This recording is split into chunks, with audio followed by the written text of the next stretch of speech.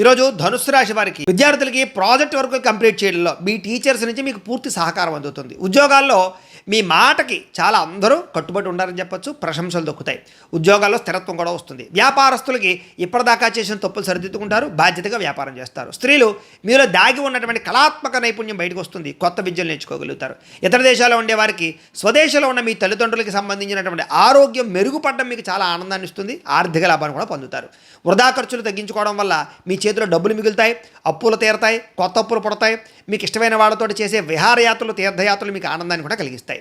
ఇంట్లో శుభకార్యానికి సంబంధించినటువంటి బంగారు నగలు కొనడం కానీ, ఇంట్లో పూజలు చేయడం కానీ మీకు బాగా కలిసి వస్తుంది. ఈరోజు మీ సహనం వల్ల ఒక పెద్ద గొడవ తగ్గుతుందని చెప్పచ్చు. ఈరోజు బాగా నిద్రపోవడం వల్ల, ఆహార అలవాట్లలో మార్పు తీసుకురావడం వల్ల, వ్యాయామం చేయడం వల్ల మీ అనారోగ్య సమస్యలు తగ్గుతాయి. ప్రేమ వివాహం కానీ లేదా రెండో పెళ్లి ప్రయత్నాలు కానీ చేసేవారికి ఈరోజు ఒక మంచి సంబంధం కుదురుతుందని చెప్పచ్చు. ప్రేమించిన వాళ్ళతో పెళ్ళి అవుతుంది. భార్యాభర్తలు ఒకరినొకరు కళ్ళతో అర్థం చేసుకుని మనసుతోటి మీ యొక్క మనసులో ఉండే బాధలు పంచుకోగలుగుతారు. అన్యోన్యత పెరుగుతుంది. ప్రేమికులు కలుసుకుంటారని చెప్పచ్చు.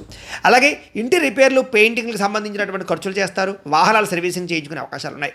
పనిలో అతిగా శ్రమ పడకండి. స్ట్రెస్ తగ్గించుకోండి. ఆరోగ్యానికి విశ్రాంతి ఇవ్వండి. తత్వ జాగ్రత్తలు తీసుకోండి. మీకు కనుక లక్ష్మీనారాయణుడు అంటే కనుక ఇష్టమైతే కనుక ఒకసారి ఇక్కడ లైక్ చేయండి. ఆయన ఆశీస్సులు మీకు ఉంటాయి.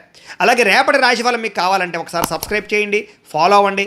ఇక్కడ కనపడుతున్నటువంటి లింక్ మీద మీరు క్లిక్ చేసినట్లయితే మీకు ఈరోజు ఇంట్లో లక్ష్మీనారాయణ స్వామివారికి పూజ ఎలా చేసుకోవాలో వీడియో వస్తుంది.